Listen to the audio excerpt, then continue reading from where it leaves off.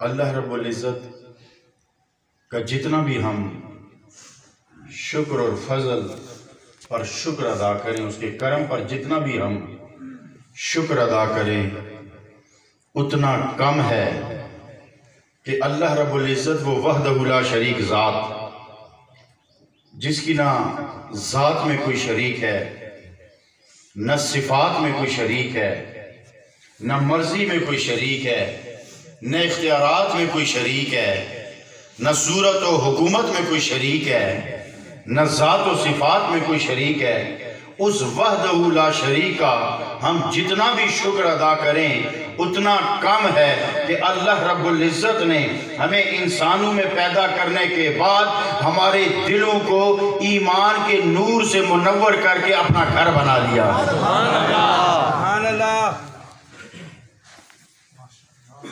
साहिब ईमान होना कोई मामूली सादत नहीं है, कोई मामूली नेमत नहीं है। सिर्फ गौर की जरूरत होती है कि ईमान कहते किसे हैं। जो नेमत अल्लाह ने हमें अता की है और जिस पर हम उसका शुक्र अदा करना चाहते हैं वो क्या है? वो ईमान एक खास यकीन की उस कैफियत का नाम है कि इंसान को अपने होने पर इतना यकीन नहीं होता, अपनी बीनाई पर इतना यकीन नहीं होता, अपने हाथ की गिरफ्त पर इतना यकीन नहीं होता, अपने पाँव की रफ्तार पर इतना यकीन नहीं होता, अपनी सांसों पर एतबार नहीं होता, दिल की धड़कनों पर एतबार नहीं होता, मगर हर लम्हे मोमिन को रब की रहमतों पर एतबार भी होता है, यकीन भी हुआ करता है। बड़ी तवज्जो तलब बात है। मैं बड़े खास नुक्ते की तरफ आपको लाना चाहता हूँ। बड़ी तवज्जो के साथ, बड़े ध्यान के साथ मेरी गुजारिशात सुननी है। इसके बावजूद कि हम खुद को देख रहे हैं, हमें अपनी ताकत पर इतना भरोसा नहीं है, मगर अल्लाह की ज़ात पर भरोसा है। हमें अपने बाजू पर इतना भरोसा नहीं है, मगर अल्लाह की ताकत पर यकीन है। हमें अपनी सांसों पर यकीन नहीं है, मगर उसकी मर्जी पर यकीन है। बीमारी आ जाए तो दवाई से कम हम उसकी शिफा पे यकीन रख रहे होते हैं। हमें पता है कि सूरज को चढ़ाने वाला वो है, डुबाने वाला वो है, बारिश बरसाने वाला वो है, रिस्क देने वाला वो है, लिबास देने वाला वो है, घर देने वाला वो है। मगर मेरा एक सवाल है, ना तो किसी ने उसे सूरज चढ़ाते देखा, न सूरज उतारते देखा, न बारिश बरसाते देखा, न सांसें चलाते देखा, न रोटी पकाकर देते देखा, मगर यकीन इतना है कि ये सब कुछ खुदा कर रहा है। मैं यही तो सवाल करना चाहता हूँ, ये यकीन आया कहाँ से है? तो मैं फिर ये बात यहाँ हमारा अकीदा खुलकर सामने आ जाता है कि ये यकीन आया कहाँ से है। अरे सारे का सारा एतबार ज़बान मुस्तफ़ा पर है। सारे का सारा एतबार, ये सारे का सारा एतबार ज़बान मुस्तफ़ा पर है। और जब ये एतबार पुख्ता हो जाता है, जब इस यकीन को आला दर्जा हासिल हो जाता है, जब ये यकीन आला दर्जे तक पहुंच जाता है, फिर रब्बे कायनात क्या फरमाता है कि जब बंदा यकीन करके मेरे नबी की सुन्नतों को अपना लेता है, मेरे नबी के अहकामात को अपना लेता है, फराइज़ और वाजिबात का ख्याल रखते हुए जब वो नवाफिल पर भी इस्तिकामत इख्तियार कर लेता है, तो फिर ऐलान खुदाबंदी होता है कि यतकर्रबु इलैया बिन्नवाफिल, कि वो बंदा नवाफिल के जरिए मेरा इतना कुर्ब हासिल कर लेता है कि फिर मैं उसके हाथ बनता हूँ जिसे वो पकड़ा करता है, मैं फिर उसके बाजू, मैं उसकी टांगे बनता हूँ जिनसे वो चला करता है, मैं उनकी ज़बान बनता हूँ जिससे वो बोला करता है, मैं उसकी आंख बनता हूँ जिससे वो देखा करता है, मैं उसके कान बनता हूँ जिससे वो सुना करता है। मैं जिस उन्वान की तरफ आपको लाना चाहता हूँ ना, देखिए महफिल न जाने आपकी इस मस्जिद में आप पता नहीं कौन कितनी महफिल हो रही होगी, मिलाद की महफिल हुई होंगी, 11वीं की महफिल हुई होंगी, जुमे का इज्तिमा यकीनन होता होगा, आपको मुख्तलिफ इलाकों में मुख्तलिफ महफिल मिलती होंगी। वाइज़ीन अल्हम्दुलिल्लाह इन मदारस का उम्मत पर एहसान है। एक वक्त होता था कि हमें दूर दूर से कहीं कोई वाइज ढूंढ ढूंढ कर लाना पड़ता था। हमारे जो मिंबर से और मेहराब व मिंबर से वास्ता तब का है जब कहीं कोई वाइज हुआ करता था, ढूंढ के लाना पड़ता था, बसों पर बैठकर आते थे, 2-2 दिन उनके सफर में लगते थे, तब जाके एक वाइज आके आता था। अब तो इतने वाइज होंगे, ना उनके नाम याद रहते हैं, ना तस्वीरें याद रहती हैं, ना सूरतें याद रहती हैं, इसलिए आपको बहुत कुछ सुनने को मिलता होगा। लेकिन मैं आज आपको ख़ास बात समझाना चाहता हूँ कि बंदा मोमिन, बताना इतना चाहता हूँ, ये मौत क्या है, हयात क्या है, कब्र क्या है, आगाज़ क्या है और अंजाम क्या है। बंदे को पता तो होना चाहिए ना, पता तो होना चाहिए ना। तो मैंने क्या हदीस अर्ज़ की है, क्या करीम अलैहिस्सलाम ने फरमाया कि रब फरमाता है कि जो मेरा मुकर्रब हो जाता है ना, मैं उसके हाथ बनता हूँ जिससे वो पकड़ता है। देखिए बात अधूरी नहीं की, इतना नहीं फरमाया कि मैं हाथ बनता हूँ, फरमाया हाथ बनता हूँ जिससे पकड़ता है। हालांकि हाथ पकड़ने के लिए ही होता है, इस वजाहत की जरूरत क्या है। जैसे कहा जाए जी बल्ब बलता है रोशनी देने के लिए, बल्ब जलता है रोशनी देने के लिए। अब हर एक को पता है रोशनी देने के लिए जलता है, लेकिन अगली बात कहने की क्या जरूरत है। उलमा तवज्जो फरमाए इस फकीर की गुफ्तगू पर। पाँव देता हूं मैं, पाँव बन जाता हूं जिससे वो चलता है। मैं जबान बनता हूं जिससे वो बोलता है। मैं आंख बनता हूं जिससे वो देखता है। मैं कान बनता हूं जिससे वो सुनता है। यानी चीज भी बताई, सिफ्त भी बताई, शय भी बताई, सिफ्त भी बताई, शय भी बताई, काम भी बताया। रब्बे कायनात फरमाता है मैं उससे हाथ बनता हूं। माना ये कि जब मैं हाथ बनता हूं फिर ये बेजान नहीं रहता, ये पकड़ वाला बन जाया करता। जब मैं हाथ बनता हूं तो जब टांग बनता हूं तो ये टांग ऐसी नहीं होती कि सिर्फ ही टांग होती है, बल्कि ये चलने वाली होती है। यही तो मैं कहना चाहता हूं, ये 7 सिफात क्यों बयान की। अब आओ मैं आपकी तवज्जो मबजूल करना चाहता हूँ। चैनल में पता है बरसी की तकरीब है, मैं मौत व हयात ही आपको समझाना चाहता हूँ। आप मुझे बताओ, जब कोई बंदा फौत हो जाता है सबसे पहले तो उसका नाम ही उससे जुदा हो जाता है। बड़े बड़े नाम होते हैं, बड़े बड़े टाइटल होते हैं, लेकिन जब वो मर जाता है ना तो कोई नहीं कहता कि अब्दुल्ला को लेके आओ, मोहम्मद हुसैन को लेके आओ, सारे कहते हैं मैयत को लेके आओ। मैयत को उठाओ, मैयत को नहलाओ, मैयत को दफनाओ, मैयत को कफनाओ। नाम खत्म हो जाता है, नाम सिर्फ मैयत रह जाता है। अब जो वो मैयत है, मैं ये कहना चाहता हूँ, जो खास नुक्ता आपको समझाना चाहता हूँ वो ये है कि मैं आपको सिर्फ बताना ये चाहता हूँ कि आप चूंकि औलिया किराम से वाबस्ता हैं, आप चूंकि अहले सुन्नत से ताल्लुक़ रखते हैं, आप चूंकि पीरों फकीरों के मानने वाले हैं, आप नबियों वलियों का एहतराम करने वाले हैं, उनको अपने जैसा कहने वाले नहीं हैं, अपने से आला मानने वाले हैं, तो यही मैं समझाना चाहता हूँ कि रब के हाँ, हमारे यहाँ मौत व हयात क्या है और रब के हाँ मौत व हयात क्या है। अब जो अल्लाह ने फरमाया ना कि मैं उसके हाथ बनता हूँ जिससे वो पकड़ता है। अब सुनिए, हाथ पकड़ता है, लेकिन जब बंदा मर जाता है हाथ उधर ही होता है। अब बताओ वो पकड़ता है? हाथ तो उधर ही होता है ना, नहीं पकड़ता। टांगे उधर ही होती हैं, नहीं चलती। आंखें उधर ही होती हैं, नहीं देखती। कान उधर ही होते हैं, नहीं सुनते। जबान उधर ही होती है, नहीं बोलती। न जबान बोलती है, न टांगे चलती हैं, न हाथ पकड़ते हैं, न कान सुनते हैं, न आंखें देखती हैं। रब्बे कायनात फरमाता है मैं जिसके हाथ बनता हूँ वो हाथ फिर पकड़ने वाले हाथ होते हैं। जब मैं टांगे बनता हूँ तो फिर वो चलने वाली टांगे होती हैं। मैं जब जबान बनता हूँ तो फिर वो बोलने वाली जबान होती है। मैं जब कान बनता हूँ तो फिर वो सुनने वाले कान होते हैं। अब अगला मरहला, जब बच्चा पैदा होता है तो क्या होता है, जिस्म और रूह का इज्तिमा होता है, जिस्म और रूह जमा होते हैं।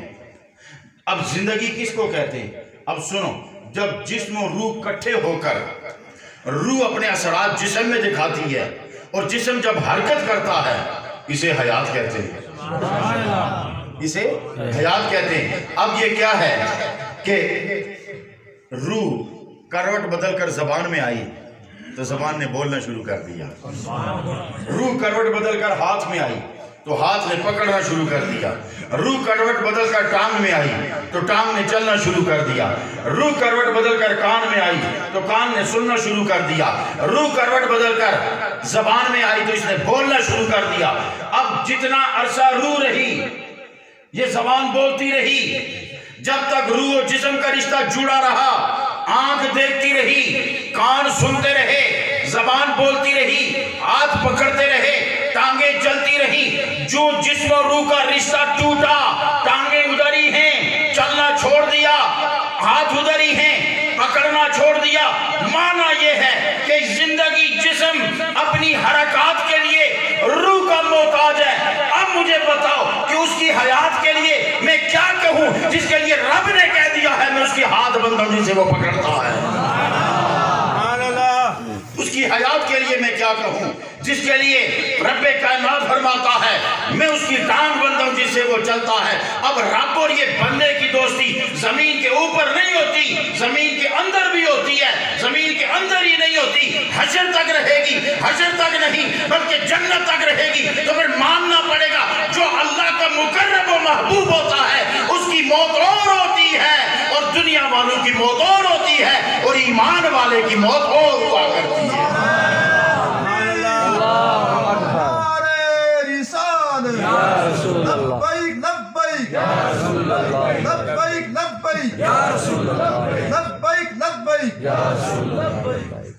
यही नुक्ता मैं आपको समझाना चाहता था कि ईमान का इतना कमाल है कि जब ईमान अता हो जाता है और जब ईमान ये आला दर्जे पर पहुंचता है और जब ईमान पुख्ता हो जाता है, तो फिर आओ मैं अब आपको ईमान की कैफियत सुनाता हूँ कि एक शख्स जिसकी नई नई शादी हुई अपनी दुल्हन को लेकर सैर के लिए निकला।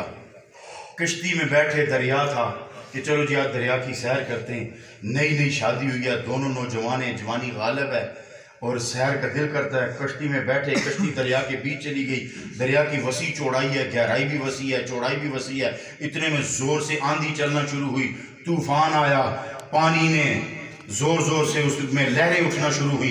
जब ऊपर नीचे उठ रहा है तो कश्ती हिचकोले लेने लगी, कभी ऊपर उठती है, कभी नीचे जाती है, कभी ऊपर उठती है। जिस तरह आपने देखा कि दरिया में तूफान आता है, बीच दरिया के इधर देखा तो कोई मदद वाला नहीं, इधर देखा तो कोई मदद वाला नहीं, आगे नहीं पीछे नहीं, कोई सुनने वाला नहीं, देखने वाला नहीं। उस बच्ची पर, उस खातून पर एक खौफ की कैफियत तारी है। रंग उसका जर्द है, होंठ उसके खुश्क हैं, जिस्म पर कपकपी तारी है। उसने जब अपनी खामद को देखा तो खामद बिल्कुल हशाश बशाश बैठा हुआ था, बड़ा नेक परहेजगार, बड़ा मुतमईन बैठा हुआ और मुस्कुरा रहा है। उसने कहा, सरताज तुम्हें डर नहीं लगता?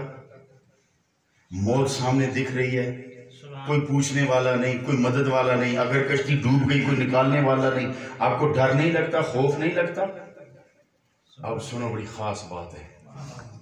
उसने दलाइल देने की बजाय ना अपने न्याय, उस वक्त नौजवानों के पास तलवारें होती थी, आजकल नौजवानों के पास मोबाइल होता है, कलम किसी के पास नहीं रहा, किताब किसी के पास नहीं रही, और सबके पास मोबाइल आ गया है। और इस मोबाइल के जहाँ फ़ायदे हैं वहाँ नुकसानात भी हैं। मैं बुज़ुर्गों से हाथ जोड़कर कहूँगा कि अपने बच्चों और बच्चियों को कभी तन्हाई में मोबाइल इस्तेमाल करने ना दिया करें, इन पर पैरा रखा करें। दें मोबाइल, मगर जितनी देर वो इस्तेमाल करें आपकी मौजूदगी में इस्तेमाल करें। बच्चियाँ इस्तेमाल करें तो माँ की मौजूदगी में, बच्चे इस्तेमाल करें तो बाप की मौजूदगी में, क्योंकि जो बकरी बॉर्डर पे चलती है ना, ये सरकार का फरमान है, वो किसी वक्त भी खतरनाक खाद में दाखिल हो सकती है या भेड़ियों के हाथ चढ़ सकती है। तो मेरे दोस्तों, अर्ज ये कर रहा था, वो अल्लाह वाला था, न्याम में तलवार थी, झट से तलवार पे हाथ रखा, तलवार निकाल कर ना अपनी उस बीवी के, नौजवान बच्ची की गर्दन पे तलवार रख के ना तो गजबनाक आंखों से उसे देखने लगा। और इधर उधर उसने, उस बच्ची ने इधर उधर नजर दौड़ाई कि अब अगर ये तलवार चलाए तो कोई गवाह भी नहीं, मौत तो थी लेकिन ये क्या मामला हुआ। बजाय डरने के ना वो हंस पड़ी, हंस के अपने खामद को कहती है, सरताज ये क्या मजाक कर रहे हो। वो उसको बड़े गजबनाक आंखों से, अब देखो बड़ी पते की बात है, बड़ी खूबसूरत, ये समझने की बात है। उसने कहा, तुम्हें तलवार देकर डर नहीं लगा? अगर मैं यहाँ तेरी गर्दन उतार दूँ तो तेरा तो कोई गवाह भी नहीं है और तू पानी में डूब जाएगी, क्या किसी ने मुझसे पूछना है, तो तुम्हें डर नहीं लगा?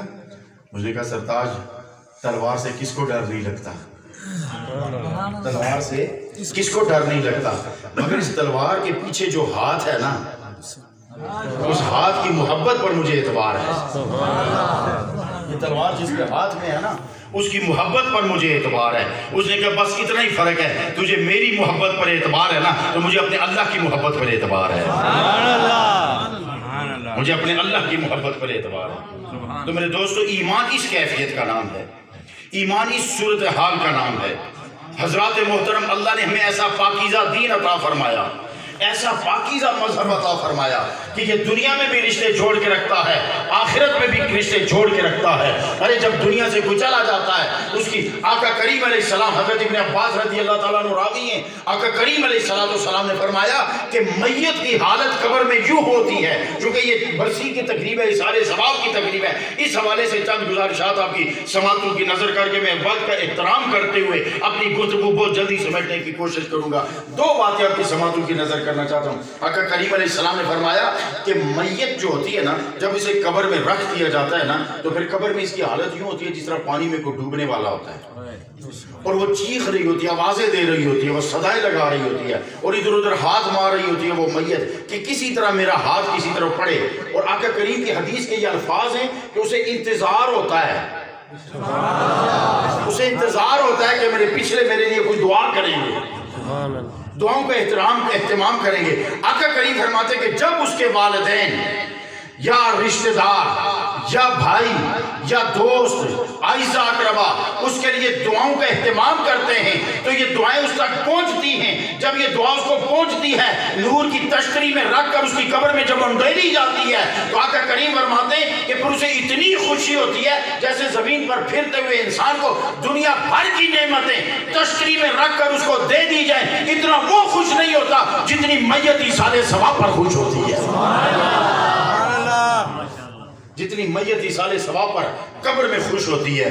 ये आका करीम अलैहिस्सलाम ने फरमाया, और ये किसका फरमान है? और सुनो, आका करीम अलैहिस्सलाम के फरमान को सनद क्या हासिल है? अल्लाह रब्बुल इज़्ज़त ने फरमाया, वमा यंतिकु अनिल हवा इन हुवा इल्ला वह्युन यूहा। चले आका करीम के हवाले से भी मैं दो बातें आपकी समातों की नजर करता हूँ। देखें, क़यामत के दिन दो चीज़ों की पूछ होगी, तुम कहा क्या करते थे और तुम किया क्या करते थे। ठीक है ना?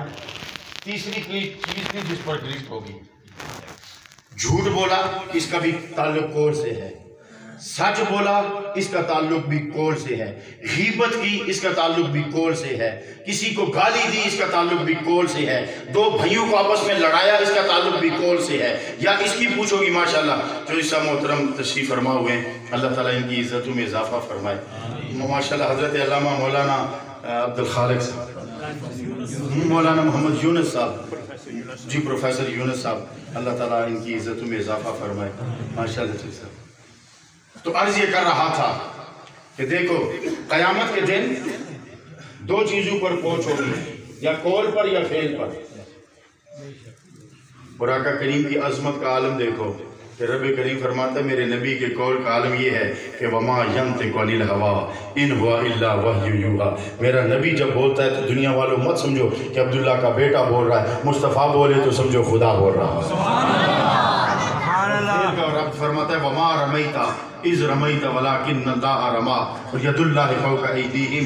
आका करीम के लिए रब कायनात फरमाता, सोनिया वो जब तू फेंक रहा था ना, वो तू नहीं फेंक रहा था, जब तू फेंक रहा था, वलाकिन्नल्लाह रमा, वो तो अल्लाह फेंक रहा था। फेल की जिम्मेदारी भी रब ने लेनी, और फरमाया कि जिनके हाथों पर तेरा हाथ है ना, वो तेरा नहीं है, वो अल्लाह का हाथ है।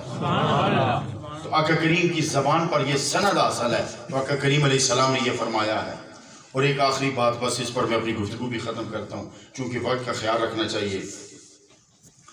क़यामत का दिन होगा, अल्लामा कर्तबी फरमाते हैं क़यामत का दिन होगा, एक शख्स के आमाल सुनेगा। अब ये बड़ी तवज्जो से, बस ये आखिरी बात है, चूँकि इमरान साहब और अयूब साहब, अपने ताहिर साहब और इमरान साहब के वालिद चेयरमैन अयूब साहब, चूँकि इन बच्चों ने अपने वालिद के इसाले सवाब के लिए ये महफिल मुनक्कद की है, तो उस हवाले से बड़ी खूबसूरत बात में आपकी समातों की नज़र करना चाहता हूँ। तवज्जो फरमाइएगा, बड़ी तवज्जो से सुनिएगा।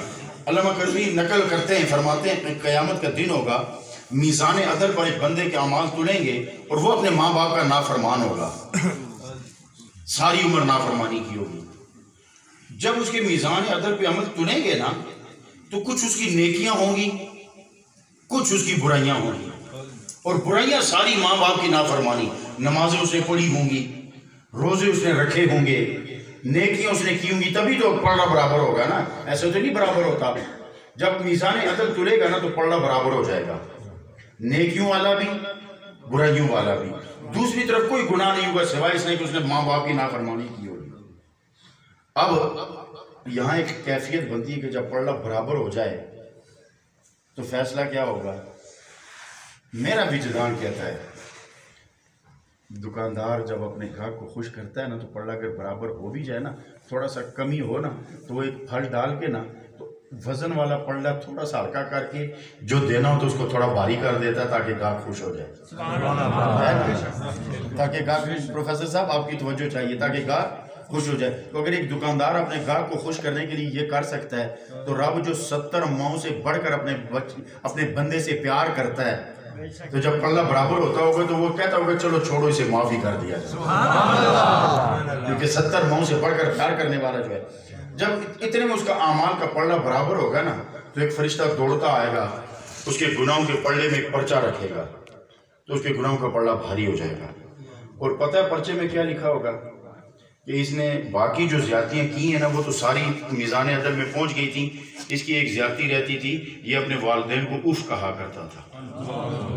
उस कागज पर सिर्फ उफ लिखा होगा और वो रखेगा तो पल्ला भारी हो जाएगा। हुक्म होगा इसे जहन्नम में डाल दिया जाए। और क़यामत का मंजर ये होगा कि जब जहन्नमियों को जहन्नम डाला जाएगा ना, तो उनको खींच के ले जाया जाएगा, और जन्नतियों को जब जन्नत का ऐलान होगा ना, तो ये दौड़ते हुए जाएंगे, ये दौड़ते हुए जाएंगे। तवज्जो पर एक बात है, तो ये दौड़ते हुए जाएंगे, जन्नतियों का ये आलम होगा कि ये दौड़ते हुए जाएंगे, और जहन्नमियों को घसीट कर ले जाया जाएगा। जब उसे ले जा रहे होंगे तो वो मिन्नत करेगा, जारी करेगा, इलाहुल आलमीन मेरी एक दरख्वास्त कबूल करो। रब फरमाएगा इसे वापस लाओ, उसे कहेगा बता तू क्या कहना चाहता है। अब देखो ना, वो कहेगा इलाहुल आलमीन मैंने सारी उम्र वालिदैन के गुनाह को तंग किया, परेशान किया, मैं जहन्नम जा रहा हूँ। और वहाँ हालात जो कि बिल्कुल सामने होंगे ना, हर चीज़ खुली होगी। वो कहता है, वो कहेगा कि देखिए मुझे हालात दिख रहे हैं कि मेरा वालिद भी जहन्नम की तरफ जा रहा है, मेरे वालिद ने भी जहन्नम जाना है, मुझे नजर आ रहा है कि मेरे वालिद ने भी जहन्नम जाना है। तो इस तरह करें कि ऐ इलाहुल आलमीन बस आखिरी एक मरहला रहता है, आप मेरे वालिद की सज़ा भी मुझे देकर मेरी सज़ा दुगनी कर दो और मेरे वालिद को जन्नत भेज दो। बस मेरी आखिरी आरज़ू ये है कि मेरी सज़ा दुगनी कर दो, मुझे जहन्नम में दुगनी सज़ा दो, मगर मेरे वालिद को जन्नत भेज दो। रब फरमाएगा इतनी सखावत, तुझे एहसास पैदा हो गया, और इस मैदान में मुझसे भी ज्यादा कोई रहम करने वाला है। ये बात मैं यहाँ रोक के ना एक मरला और आपको सुनाता हूँ। क़यामत में एक मंजर ये भी बयान है, ये भी हदीस में मौजूद है कि एक शख्स के अमाल तुलेंगे ना, तो उसके नेकियों का पल्ला जो है ना, वो इतना करीब होगा कि रब फरमाएगा कि एक नेकी ढूंढ के ले आना तो तू जन्नत चला जाएगा। वो एक नेकी ढूंढने को निकलेगा, कौन नेकी देगा क़यामत के दिन? कोई नहीं देगा। एक शख्स उसे मिलेगा, उसे कहेगा तू किधर फिर रहा है? उसने कहा मैं मीज़ान अदल से आया हूँ, बस एक नेकी की ज़रूरत अगर मिल जाए तो मैं जन्नत चला जाऊँगा। उसने कहा मेरे पास नेकी सिर्फ एक है। इस तरह कर ये तू ले ले, कम अज़ कम मेरे नबी के एक उम्मती तो जन्नत चला जाए ना। जब वो नेकी लेकर आएगा ना, अल्लाह के दरबार में पेश करेगा, रब फरमाएगा इस क़यामत में भी कोई इतनी नेकी करने वाला, रहम करने वाला है? उसने रहम किया, जो उसे मुझे बुला के लाओ। फरिश्ते उसे पकड़ के लाएंगे ना, तो रब फरमाएगा कि इस मैदान हशर में कोई रहम करने वाला मुझसे बढ़कर भी है। तूने अपनी नेकी इस मोमिन भाई को दी है, जाओ दोनों जन्नत चले जाओ। जब ये बेटा अर्ज करेगा इलाहुल आलमीन मेरी सजा दुगनी कर दो और मेरे बाप को माफ कर दो, तो रब फरमाएगा इसे वापस बुलाओ, इसके बाप को भी बुलाओ, और उसे कहेगा अपने बाप का हाथ पकड़ और जाओ दोनों जन्नत चले जाओ, जाओ दोनों जन्नत चले जाओ। इतना एहतराम है अपने वालिद का, इतना बड़ा मकाम है वालिद का कि वालिद की दुआ अल्लाह रब्बुल इज्जत अपने बेटे के हक में कभी रद्द नहीं फरमाता। और वालिदैन के चेहरे का दीदार आका करीम अलैहिस्सलाम फरमाते हैं कि एक हज के सवाब के बराबर है जिसने अपने वालिदैन को खुश कर लिया। मैंने एक बड़ी अजब हदीस पढ़ी, आप हैरान होंगे। आका करीम अलैहिस्सलाम फरमाते हैं कि माँ बाप के बीच बच्चा अगर बिस्तर पे लेटा हुआ है ना, बिल्कुल बिस्तर पे लेटा हुआ है माँ बाप के बीच, और माँ बाप उससे खुश हैं और मुस्कुरा रहे हैं, उससे खुश हैं, यानी उसकी खिदमत या उसके रवैये से माँ बाप खुश होकर उसे मुस्कुरा के देख रहे हैं, वो उसे देख रहे हैं और ये सिर्फ लेटा हुआ है, तो सरकार फरमाते हैं ये मैदान जंग में जहाद करने वाले से भी इसकी फजीलत ज्यादा है, इसकी फजीलत ज्यादा है। तो अपने माँ बाप की इतनी कदर करो। मैं कहता हूँ चेयरमैन अयूब साहब कितने खुश नसीब इंसान हैं कि उनकी औलाद उनके पीछे जो दुआओं का एहतमाम कर रही है। और एक बात याद रखो, ये अल्लाह का दरबार है, यहाँ सौदा गिना चुना नहीं होता, यहाँ फैसले करम पर होते हैं, यहाँ फैसले रहमतों पर होते हैं। एक मर्तबा सूरह यासीन पढ़ो ना तो एक ही मर्तबा पढ़ने का सवाब है, मगर वो सूरह यासीन पढ़कर किसी कब्रिस्तान में खड़े होकर उन सारे कब्र वालों को इसाले सवाब कर दो ना, तो अगर उस कब्रिस्तान में 1000 कब्रें हैं तो हर एक को एक यासीन पढ़ने का सवाब मिलेगा, उसको तकसीम नहीं किया जाएगा, उस सवाब को बांटा नहीं जाएगा कि 1000 बंदे तो एक यासीन का सवाब है तो इसके 1000 टुकड़े करके बांटो, नहीं, हर कब्र वाले को पूरी सूरह यासीन तलावत करने का सवाब मिलेगा।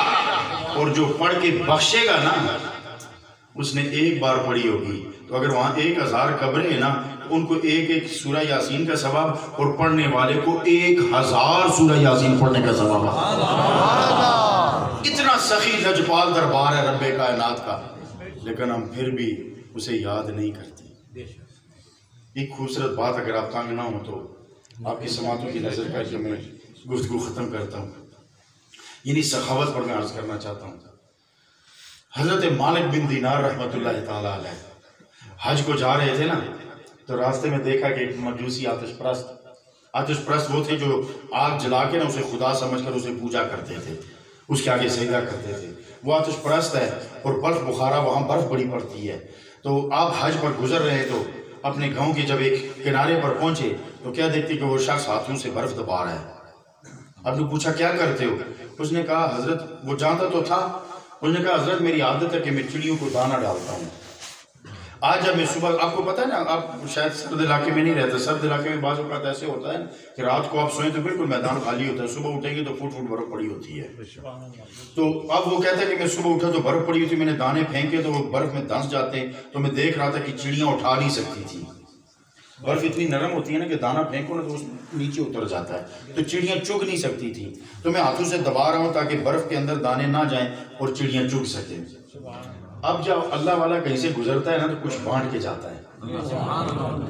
उन्होंने कहा तू अच्छा काम कर रहा है, तेरे काम में बुराई नहीं है, मगर कितना अच्छा होता कि जिस तरह तू चिड़ियों को खुश करता है इस तरह तू चिड़ियों के मालिक को भी कभी खुश कर लेता, चिड़ियों के मालिक को भी कभी खुश कर लेता। बस बात उसकी समझ में आ गई, क्योंकि मुसलमानों का पड़ोस तो था।